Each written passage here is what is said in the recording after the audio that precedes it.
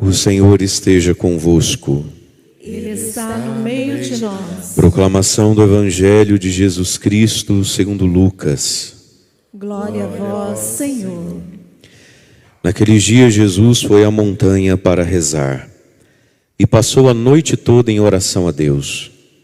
Ao amanhecer chamou os seus discípulos e escolheu 12, dentre eles aos quais deu o nome de apóstolos: Simão, a quem impôs o nome de Pedro, e seu irmão André, Tiago e João, Filipe e Bartolomeu, Mateus e Tomé, Tiago, filho de Alfeu, e Simão, chamado Zelota, Judas, filho de Tiago, e Judas Iscariotes, aquele que se tornou o traidor.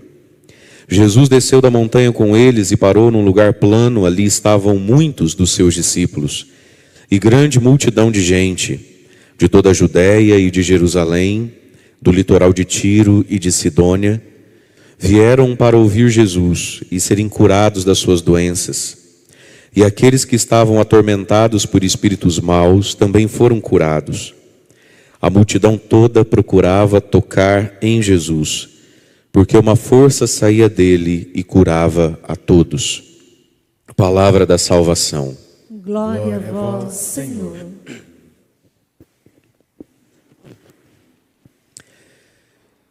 A oração de Jesus sobre nós, o nosso chamado, o discipulado e a traição. Tudo isso está no Evangelho de hoje.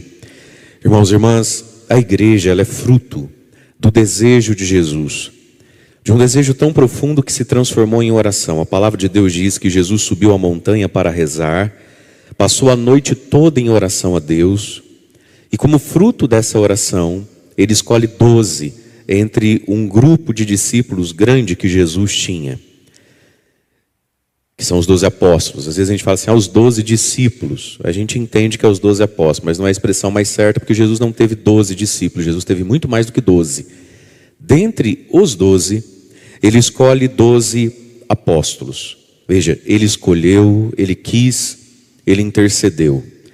Mas na oração de Jesus não estão só os 12 apóstolos. Estamos cada um de nós. Naquela noite em oração, Jesus viu cada um de nós.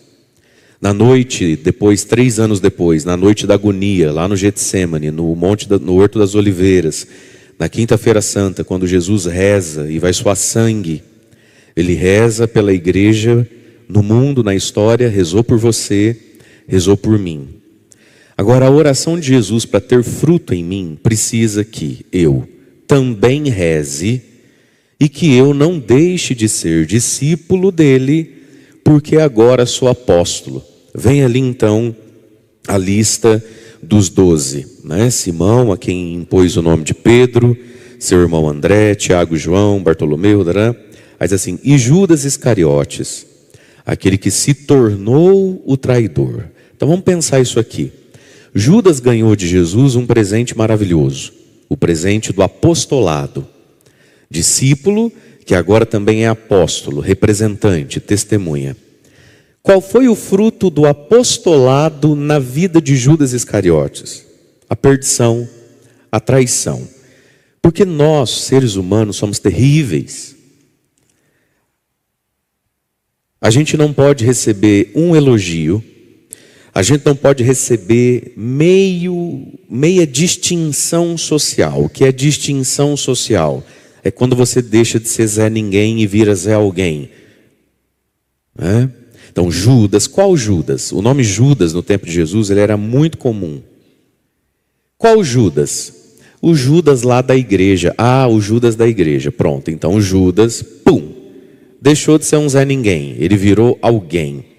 O que acontece com a gente quando a gente deixa de ser um Zé Ninguém? A gente pega uma máscara, um personagem, para defender o nosso ego. É isso que acontece. Basta elogiar um pouquinho, vira uma mala sem alça. Basta perceber que tem um dom, um talento, uma capacidade humana e espiritual, as duas coisas não importam, fica uma mala, fica vaidoso. E todo vaidoso é fechado, não me rela, não me toca. E aí, meus irmãos, esse processo espiritual existe entre nós. A pessoa, ela era fervorosa. A pessoa, ela era, vamos dizer assim, um tanto quanto sedenta das coisas de Deus, né? Aí agora, por causa disso, ela recebe uma distinção social dentro da comunidade, um cargo, alguma coisa para fazer, às vezes muito simples, mas que coloca ela num degrauzinho acima daquela pequena ou grande multidão. Pronto, você não pega mais para nada. Por exemplo, a gente faz seminário de vida no Espírito Santo, a gente faz um retiro, um encontro, seja ele qual for, um pouco diferente, fora dos protocolos, né? Anjo de acampamento não vai 2 ou 3. Ministro de Eucaristia, só se tiver missa e a gente tiver que escalar, senão não vai. Catequista, nenhum. Cantor, se tiver na escala. Tudo na igreja que é fora da escala e do protocolo, tem gente participando, a multidão dos discípulos. Mas muitas pessoas que participavam, não participam mais, porque agora ele é ministro, porque agora ele canta, porque agora não sei o quê. Porque é um negócio com isso de trabalhar, do fazer. Quantas pessoas não se sentam aos pés de Jesus, porque ganharam uma função, e perdem de verdade o gosto de ouvir, porque de fato creem que não precisam disso. Eu não preciso, eu já sirvo em tal coisa, eu não preciso, eu já faço tal coisa. E quem é que mais dá trabalho na cabeça de um padre? Quem é que mais envergonha a igreja? Todo mundo que trabalha para a igreja. Por que foi chamado para trabalhar para a igreja? Porque aparentava ser bom discípulo. E por que agora dá trabalho para a igreja? Porque fica apóstolo e esquece de ser discípulo. E isso é no Piquiri, isso é em qualquer lugar. Isso é em qualquer lugar. E aí, meus queridos, vamos olhar para o Judas Iscariotes. Ele foi desejado, será que Jesus errou? Ele foi escolhido, será que Jesus era cego? E claro que Jesus enxergou em Judas Iscariotes o santo que estava ali dentro. Mas aí diz a palavra que Jesus desce da montanha com esses 12, e quando chega na planície, já tem muitos outros discípulos, tudo sem nome, a gente não sabe quem são, tudo sem nome, e grande multidão de gente, que não é nem discípulo, é a multidão mesmo, né? Vieram da Judéia, de Jerusalém, Tiro, Sidônia, vieram fazer o quê? Vieram fazer aquilo que inclusive quem é apóstolo tem que fazer. Vieram para ouvir Jesus. E talvez esteja aqui o que aconteceu com o Judas Iscariotes. Ele não consegue mais ouvir Jesus. Você conhece gente que não consegue ficar parado? Tem gente que não consegue ficar parado. Tem gente que sempre diz um sim a Deus e à igreja, desde que seja para trabalhar, nem que seja 20 vezes por ano. Ele vai todas. Mas se for para trabalhar, se for para sentar, escutar, rezar, E será que talvez, eu estou fazendo uma especulação baseada nas experiências humanas que a gente tem da gente mesmo e dos outros. Será que não foi isso que aconteceu com Judas Iscariotes? Enquanto está todo mundo ouvindo Jesus, Judas está fazendo o quê? Coordenando o quê? Atrás de pegar cadeira para quem? Atrás de tirar foto para quem? Entende? Esperando o quê? Talvez não, a gente sabe pelo Evangelho de João, na Bíblia que você não lê, que Judas era responsável pela sacolinha da coleta. Então vai ver que enquanto Jesus fazia a homilia, Judas estava no banheiro, Judas estava tomando água, Judas estava no zap, esperando a hora dele passar com a sacolinha da coleta. Não é que ele não vai passar com a sacolinha da coleta, ele vai, mas ele não escuta. E aqui está, meus irmãos, Jesus mesmo diz, a quem muito foi dado, muito será cobrado, da parte de Deus. Ora, se Deus cobra mais a quem ele deu mais, o diabo cobraria menos? A quem muito foi dado, a gente poderia criar uma frase então. A quem muito foi dado, muito será tentado. E estava lá Judas, no mundo da lua, achando que as conversas não eram com ele, esperando a hora dele passar com a sacolinha da coleta. E se tornou o traidor. Veja, ele nem era traidor, foi se tornando traidor. Talvez por quê? parou de ouvir. Aí diz: vieram para ouvir Jesus, vieram para serem curados das suas doenças. E aqueles que estavam atormentados por espíritos maus, por demônios. E como é que São Lucas sabia que ali tinha gente então que não foi só para ouvir, nem para receber a cura da perna, da mão, do ombro, do caroço, mas aquilo ali estava atormentado por demônio? Ora, porque quando Jesus chegava perto, ou a pessoa chegava perto de Jesus, ela caía espumando no chão. Olha que vergonha. Aquela hora que a pessoa acorda assim, ela não sabe: meu Deus, o que eu fiz, o que eu falei? Mas por que não tinham vergonha? Não tinham vergonha porque não tinham máscara, não tinha personagem, eles não são ninguém, eles não têm nome. Será que Judas às vezes não olhava pessoas que chegavam perto de Jesus, e porque chegavam perto de Jesus, caíam no chão gemendo, espumando, virando o olho para trás? E será que com isso Judas, a cada vez que Jesus passava, ao invés dele dar um passo à frente, ele não dava um passo atrás, pensando assim: Deus me livre, vai que eu caia também, faça esse papelão? Não, Deus o livre. Eu lembro quando eu cheguei aqui na paróquia, numa tentativa de trazer algumas pessoas a mais para a igreja, a gente fazia muito aquelas missas por cura e libertação com o passeio do Santíssimo. Aí de início, podia ser qualquer dia de semana à noite, ficava a gente para fora. E como todo mover espiritual primeiro de Deus, a coisa é extravagante mesmo que a gente não queira. Aí o Santíssimo passava, era aquela gritaria, cai no chão, um monte de repouso. Aí começou a diminuir o tanto de gente que vinha na igreja. Começou a diminuir. E aí o que muita gente falava? Eu e lá, vários vinham, comungavam e dava no pé, não ficava para adoração. Porque o que se dizia? Vai que passa perto de mim e eu caio assim também, e começa a dar esses gritos aí também. É bom, sinal que você vai sair algo ruim de você. Mas o que vão pensar de mim? Então deixa eu engolir o meu capeta, deixa eu engolir o meu demônio, guardar bem ele comigo e ir para o quinto dos infernos com ele. Melhor ir para o quinto dos infernos com o demônio do que passar vergonha na frente da fulana, linguaruda, para depois ficar falando de mim lá que eu caí na igreja. Vamos trazer isso, meus irmãos, para absolutamente tudo na nossa vida. Quantas são as pessoas que não sabem pedir ajuda? Quantas? Quantas pessoas?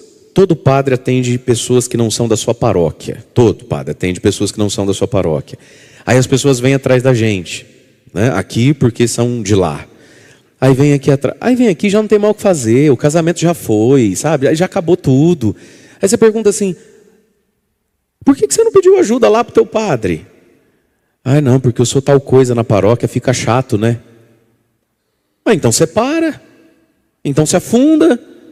Então se perde de vez na vida. Então se enterra de vez no pecado. É que fica chato, Aí você conversa com o sujeito, você fala: meu amigo, você precisa ir no médico, você precisa tomar uns tarja preta. É urgente isso. Não, mas aí fica chato, Imagina, o que vão pensar de mim? Então morre. Essa vergonha, esse personagem a ser defendido, que foi talvez o que Judas fez. A Bíblia vai dizer que o problema de Judas era qual? Dinheiro. Lá no Evangelho de São João, Judas era ladrão. Ele era o responsável da bolsa, da coleta, e roubava as coletas. Está no meio do Evangelho de São João. Está 2 anos antes dele trair Jesus. E todo mundo já sabia, já tinha pego no ar que o Judas tinha um problema, com aquilo ali. Só que Judas viu como Jesus tratava os ladrões. Judas viu como Jesus tratou Zaqueu, o ladrão. Judas viu como Jesus discipulou Mateus, o ladrão. Por que não deixou acontecer com ele o que viu que Jesus fazia e fez na vida dos outros? Vaidade. Quantas vezes eu escuto assim? A ilusão do povo é muita, Aí escuta assim: mas você é de onde? Eu sou da cidade tal.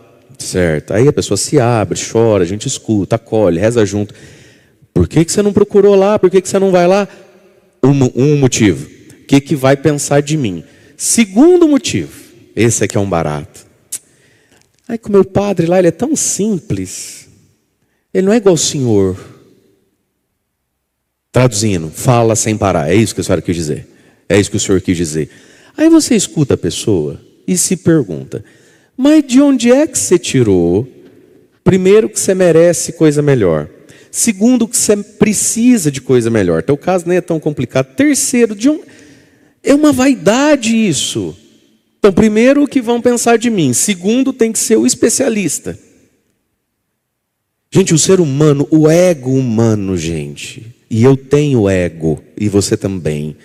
Nosso ego é nosso maior inimigo. Não pense você que o maior inimigo da humanidade ou seu seja o próprio Lúcifer. Não é.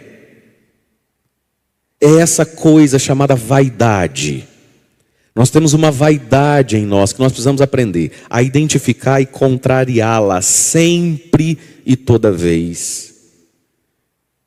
Você, analfabeto de Bíblia que vive de jargãozinho de esquina, diz assim: os humilhados serão exaltados. De onde é que você tirou isso? Está escrito em lugar nenhum que os humilhados serão exaltados. Onde está escrito isso? Os humilhados serão mais humilhados ainda. Isso é o que a vida mostra. Jesus disse: quem se humilha. Tem diferença entre eu me humilhar e entre eu ser humilhado. Quem é humilhado é só humilhado. Quem se humilha será exaltado, porque se humilhou a si mesmo. Nós temos muita dificuldade de nos humilharmos a nós mesmos. Então a gente precisa de outro padre, de um padre melhor, porque a gente se sente a última bolacha de um pacote que nem existe.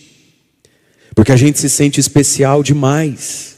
Então veja, quem se humilha será exaltado por Deus, porque Deus está vendo a humildade. Os humilhados serão exaltados. Por que foi humilhado? Foi humilhado justamente, muitas vezes, porque nunca se humilhou. Porque sempre fugiu daquilo que é muito humilhante. Porque é humilhante a confissão.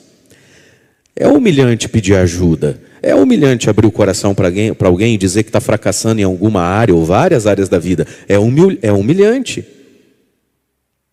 Então muitas pessoas estão humilhadas porque não se humilharam antes.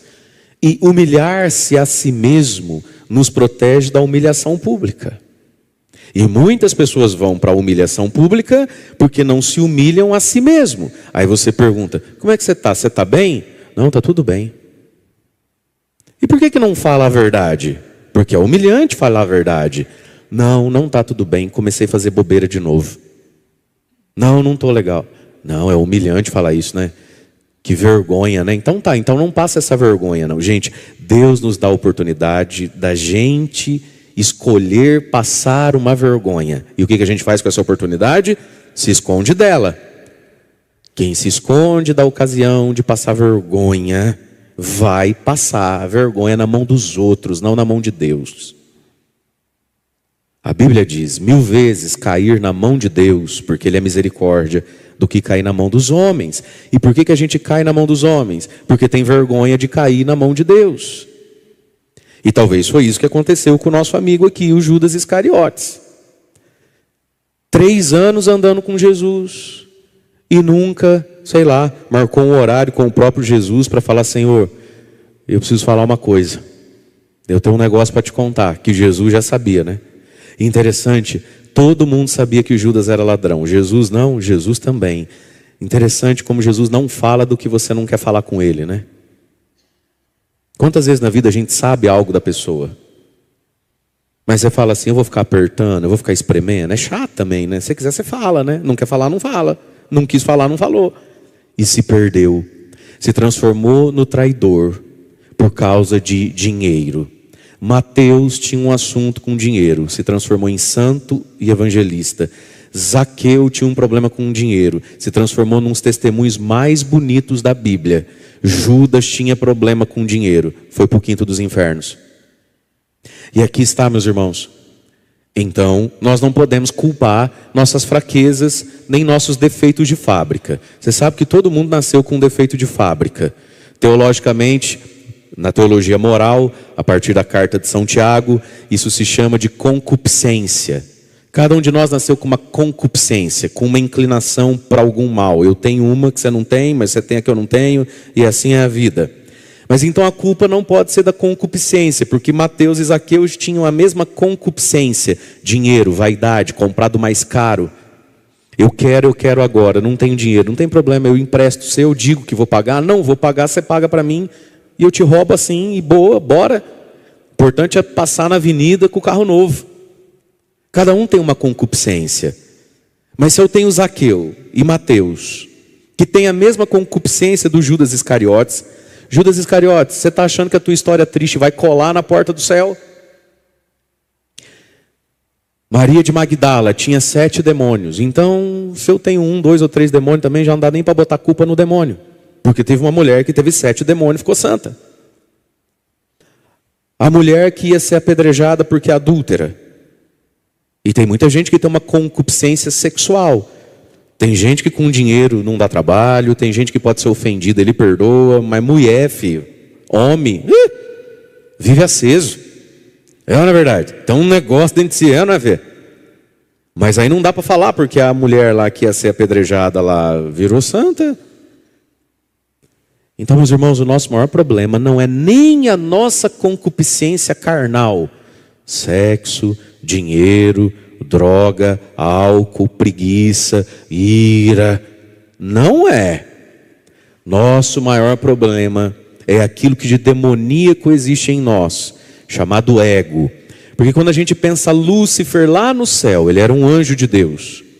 O que fez Lúcifer se transformar em Satanás e cair no inferno? Ele foi no boteco? Não tinha boteco. Ele foi no prostíbulo? Não tinha prostíbulo. Ele cheirou uma carreira de cocaína? Não tinha pó. Ele fumou um baseado? Não tinha erva. O que ele fez de físico? Nada. O que fez o anjo de luz virar demônio? Ego. Eu não vou me dobrar para o teu filho quando ele se encarnar na forma humana. Eu não vou servir um ser humano. Eu sou anjo, eu sou gostoso, eu sou bonito, eu tenho asa. Eu não. Ego, vaidade. E aí, queridos, nós vamos tomar conta com isso. A máscara e essa profunda presunção também de acreditar que nós somos tão especiais assim, que eu não posso nem me abrir e ninguém é capaz de mim. Ih, meu filho, tem muita gente aí que você não dá nada. E que às vezes é capaz de te dar uma palavra, te dar um exemplo, contar 2 minutos da vida dele, você já se endireita todinho. Mas nós somos vaidosos demais, presunçosos demais. Entende isso? Nós temos umas futilidades na cabeça. A gente desconsidera os outros. E aí diz, né? Que eles todos ouviam, eram tocados, né? E se permitiam ser libertos, de um modo até vexatório, publicamente falando, por Jesus. E a multidão toda procurava tocar em Jesus, porque uma força saía dele e curava a todos. Meus amados, muita coisa em nós não é curada nunca, não é liberta nunca em nós, sabe por quê? Porque Deus olha e vê que a gente sofre. Deus olha e vê que a gente chora. Deus olha e vê que aquilo em nós machuca a gente. Mas Deus olha e vê assim: você não quer essa libertação do jeito que quer. Você quer ver? Você está disposto a ficar 1 ano sem tomar cerveja por isso? Tô. Você está disposto a ficar por 1 ano, acordar cedo e rezar de joelho nessa intenção? Tô. Você está disposto a testemunhar essa graça depois? Não, aí é complicado, né? A gente vai falando da nossa vida. Entendi o quanto você quer. Sei não se você quer. E isso aqui, meus irmãos, é um excelente critério para as coisas. Eu acho que talvez Jesus olhava para Judas e falava assim: ele não fala, mas eu acho que eu vou puxar assunto com ele. Mas talvez Jesus pensava assim: quer saber? Se eu libertar ele dele parar de roubar a bolsa, ninguém vai ficar sabendo também. Porque esse aí... A nossa vaidade, meus irmãos. A nossa vaidade. Tem muita coisa na nossa vida que está amarrada e vai ficar assim. E aí Deus me livre se de tão amarrada nos leve até o inferno. Porque Deus vê que a gente reclama, que a gente sente o desconforto, mas que a gente não é humilde. A humildade é a mãe de todas as virtudes, a humildade é a mãe de todas as graças na nossa vida. Portanto, queridos, que nós tenhamos um pouquinho mais de humildade. Diferente do Judas, que virou uma mala, sem alça, sem rodinha, porque virou apóstolo. E a gente lê pelos evangelhos que ele estava longe de ser, dos apóstolos, o mais importante. Mas não precisou muito para ele se sentir distante dos outros, superior às pessoas e acanhado em si mesmo, né? Então a gente nunca pode perder essa liberdade interior. A liberdade interior. A liberdade interior de filhos de Deus. A liberdade interior de quem recorre, como todo mundo recorre. Porque apesar de apóstolo, não pode deixar de ser discípulo. Mas o evangelho de hoje também nos fala do amor de Cristo pela igreja, pelos 12, pelos sacerdotes e pela comunidade que Jesus vai fundar ao redor dos 12. E aí a primeira leitura da carta aos Coríntios, São Paulo está puxando a orelha dos coríntios. Ontem, porque um entre eles dorme com a própria madrasta. Eles têm um escândalo, uma imoralidade entre eles, e eles não apertam, não resolvem o assunto, inchados de orgulho, porque foram fundados pelo grande Paulo, e depois catequizados pelo grande Apolo, está tudo na Bíblia que você não lê, e das comunidades todas que Paulo funda, junto à comunidade de Éfeso, Corinto é a comunidade mais carismática, mais cheia de dons e portentos de evangelização. Tá, isso a gente conversou ontem. Agora eles têm um outro problema entre eles, que Paulo ali colocou. Irmãos, quando vocês têm uma questão um com o outro, vocês causam duas vergonhas. Primeiro, que já é uma vergonha, disse ali Paulo na carta que nós ouvimos, não é? Já é uma grande falta haver processos um contra o outro aí. Um irmão processando irmão, dentro da comunidade. Com certeza por questões de dinheiro e de negócio, né? Irmão processando irmão, que vergonha para a igreja. E aqui está, meus queridos, um passo que a gente precisa dar na vida. Às vezes a gente ama o padre A, ama o padre B, é fã do Frei C, gosta muito de tal atividade da igreja, mas a gente não se entende como filho da igreja. A gente não fala mal da nossa mãe em público. Você fala mal da sua mãe em público? Se você fala, você está desonrando. Se você tem uma mãe muito difícil e problemática, para quem é que você fala dela? Para quem pode ajudá-la. Se não pode ajudá-la, guarda na boca. Você não fala mal da sua mãe. Marido e mulher é a mesma coisa. Teu marido tem um defeito, tua mulher tem um defeito, que está te custando muito. Você pode falar disso? Depende, com quem você vai falar? Você vai falar com quem vai te ajudar a lidar com isso? Você vai falar com quem vai ajudar a mudar isso? Então fica quieto, porque você está desonrando a pessoa. E Paulo está dizendo, como assim? Vocês se processam um ao outro? 2, vocês levam a igreja, quando levam um irmão ao tribunal, vocês levam as vossas causas diante de pagãos para a nossa vergonha. E aqui está, meus queridos, nós somos igreja. Pense bem no que você faz, no que você fala. Pense bem em como você se comporta. Irmão contra irmão. Então não adianta ser fã do padre A, ser fã do padre B. Não adianta ter uma piedade interior a Jesus Eucarístico, uma devoção profunda a Nossa Senhora. Se você não entende que você é parte da mãe igreja, e se você não zela por ela em público, se é ano de eleição, e nem precisa ser, porque não precisa, para qualquer assunto, o piquirense sabe ser baixo, vil e porco. Mas sobretudo nessas ocasiões, irmão contra irmão, diante de pagãos, para a vergonha da igreja, para o pagão daí então dizer, ah lá, tudo da igreja, porque nós não amamos a igreja, e é pecado não amar a igreja, é pecado usufruir dela. Meus amados, isso aqui não é o Lions Club, não é o Rotary Club, não é um sindicato, não é o Country Club, não é qualquer agremiação humana, onde as pessoas participam porque gostam, têm direitos e deveres. É mais do que isso. A igreja é a esposa de Cristo. A igreja é o sacramento da salvação. E Paulo está perguntando, vocês não pensam nada dessas coisas? Quando aí em Corinto, vocês colocam a igreja, única esperança desse fim de mundo chamado Corinto, em vergonha diante de juiz pagão, e agora na rua todo mundo sabe que o A processa B. Como assim? O B está dando cano no A, e agora eles se processam em público. Mas aí, São Paulo aponta algo vergonhoso para Corinto, mas que ecoa no tempo, que existe entre nós, e que existe nas nossas famílias. Ele pergunta assim, nós estamos ali na primeira carta de São Paulo aos Coríntios, capítulo 6, versículo 5. Será que aí entre vocês não se encontra ninguém, nenhum, ninguém sensato e prudente que possa ser juiz e conselheiro entre os dois que estão brigando? Precisa ir lá no tribunal humano? Entre vocês não tem um capaz de mediar? E a resposta é: não, não tem. Nós somos tudo doido, tudo tosco e tudo raso.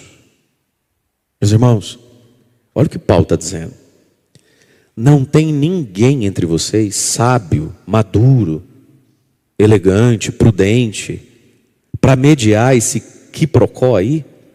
Não, não tem. Nós precisamos ir falar com o bispo. Nós precisamos ir em público. Olha o que Paulo está dizendo. Mas a resposta pode ser muito triste quando às vezes não tem. É tudo doido, é tudo irado, é tudo fofoqueiro, é tudo ciumento igual. Meus irmãos, quantas pessoas na vida estão apanhando, não estão batendo? Por quê? Porque estão na posição de apanhar. Bota ela na posição de bater. O que ela faz? Ela bate. Não é assim a vida? Quantas famílias a gente vê e fala assim, mas não tem um padrinho, uma madrinha dessa criança, desse casamento, para ir lá conversar? Não, não tem. Ninguém sabe conversar. Ninguém tem nada a dizer, porque ninguém reza. Gente, como é triste ficar velho, careca ou cabeça branca, barrigudinho e ter passado uma menopausa, minha senhora, e ser cru. Tem gente que ela é crua a vida inteira. Se você apertar ela é profunda e madura como um adolescente de 12 anos que foi contrariado pela mamãe. Impressionante, olha o que Paulo está dizendo. Meus irmãos, não é possível que vocês só sabem orar em línguas. Não é possível que vocês só sabem bater palma e erguer braço. Não é possível que vocês só sabem passar a mão no Santíssimo e chorar. Não tem um entre vocês capaz de conversar com essa pessoa? Não, não tem. Mas aí vamos lá de novo. Deixa eu fazer uma pergunta para São Paulo. São Paulo, quem disse que essa pessoa respeita o irmão também? Porque tem gente que não tem humildade para ouvir ninguém. É ou não é verdade? É muito interessante isso aqui. A gente tem uma frase, a gente tem um jargão da língua portuguesa que diz assim: manda quem pode, obedece quem tem juízo. Ou seja, eu não obedeço o bom senso, eu não obedeço a verdade, eu obedeço o poder. Você está certo, eu estou errado. Já entendi que você está certo, eu estou errado. Mas como você não tem poder, eu não me dobro. Manda quem pode, obedece quem tem juízo. Certo? Tem uma sabedoria nessa frase. Mas tem um defeito de caráter nela também, não tem? Ou seja, eu só obedeço, eu só me curvo. Eu só falo assim, nossa, é verdade mesmo. Pensando bem, né? Acho que dessa vez, putz, que vergonha. Ih, rapaz, me desculpa. Eu falar isso para você? Quem é você? Você é o juiz? Você é o promotor? Você é o pároco? Você é o bispo? Então, filho. Então, olha o que tem em Corinto, a comunidade mais carismática da Bíblia. Uma ausência de sabedoria, porque tem gente que xalabarela, mas não consegue formular uma frase com começo, meio e fim. Mas ao mesmo tempo, um monte de gente que não tem humildade nenhuma diante do irmão. Então quem é que Corinto obedecia? Quem é que pacificava a paróquia de Corinto? O promotor, o juiz, o médico, o psiquiatra, autoridades humanas. Porque não tem humildade interior. E às vezes, irmãos, pessoas, vamos dizer assim, humanamente, hierarquicamente inferiores a nós, têm razão. Tem o que dizer. Não é possível que a gente só obedece quem manda. O cristão não obedece quem manda. O cristão obedece à verdade. A gente obedece à nossa consciência. A gente obedece o Espírito Santo. E a gente obedece à verdade. E às vezes eu encontro a verdade e não tem quem mande em mim. Esse é o problema de muitas pessoas. Você olha para você e no fundo, quem é que manda em você? Ninguém. Você paga suas contas, você tem a sua casa. Eu não sou seu pai, eu não sou seu dono, eu não sou nada seu. Quantos de nós olhamos para a vida e ninguém mais manda em nós? Só a verdade, se a gente deixar. Mas para deixar, tem que ser humilde. E humildade é o maior dom, né? O maior fruto de São Miguel Arcanjo, esse Micael, esse grito que esse anjinho de nada um dia deu diante de Lúcifer. Quem como Deus? Foi o grito da humildade de um anjo diante da soberba de Lúcifer, que estava nessa, né? Ninguém manda em mim. E aí São Miguel, né, deu esse grito e ganhou o nome. Micael, quem como Deus? Então, meus irmãos, nas nossas lutas, nos nossos pecados e tentações, mas também nas nossas coisas vergonhosas, como Judas tinha uma vergonha interior por ser ladrão, a gente precisa olhar para tudo isso e buscar a humildade. Quem como Deus? Ninguém como Deus. Vamos fazer a nossa oração da quaresma de São Miguel. Estenda suas mãos aqui na direção da nossa imagem, da relíquia, e vamos colocando já mais uma vez, amados, os nossos pedidos, as nossas súplicas. São Miguel, defendei-nos no combate contra a soberba, contra a vaidade. São Miguel, defendei-nos da falta de sabedoria que nos leva a deixar de sermos discípulos. Mas entrega também a sua intenção dessa quaresma. Por quem você reza, o que você pede. Apresente mais uma vez os seus sonhos, os seus temores, seus sofrimentos e dores. São Miguel, olhai as nossas expectativas, as nossas lutas, daqueles que estão em casa agora, no início dessa terça-feira, se preparando para o trabalho. São Miguel Arcanjo, protegei-nos no dia de hoje dos males do corpo, da alma, da violência, das doenças, dos acidentes. Sobretudo, São Miguel, protegei a nós, a nossa família, do pecado, de tudo aquilo que nos afasta do Senhor. São Miguel, que hoje nós saibamos exercitar a prudência, mas saibamos exercitar a humildade. São Miguel, o Evangelho diz que aquela multidão tocava em Jesus, de Jesus saía uma força. São Miguel Arcanjo, que toda a força da palavra de Deus que ouvimos e meditamos possa hoje nos alcançar e encontrar em nós espaço e acolhida. São Miguel Arcanjo, que a força de Jesus que sai da Eucaristia possa fortalecer a nossa alma, o nosso corpo, as nossas emoções, mas também curar as nossas doenças físicas, as nossas doenças psíquicas, as nossas doenças espirituais. São Miguel, para todas as realidades da nossa vida. Quem como Deus? Ninguém como Deus. Quem como Deus? Quem como Deus? Deus é força. Deus é cura. Deus é cura. Quem como Deus? Quem como Deus? Quem como Deus? Deus é força. Deus é cura. Na presença dos anjos a ti cantarei louvores.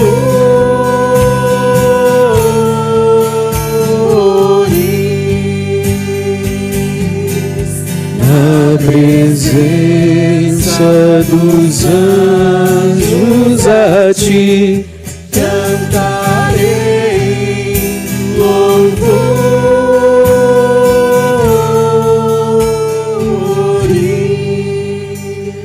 e rezemos juntos. São Miguel Arcanjo, defendei-nos no combate, sede o nosso refúgio contra as maldades e as ciladas do demônio. Ordena-lhe Deus, instantemente o pedimos, e vós, príncipe da milícia celeste, pela virtude divina, precipitai no inferno a Satanás e a todos os espíritos malignos que andam pelo mundo para perder as almas.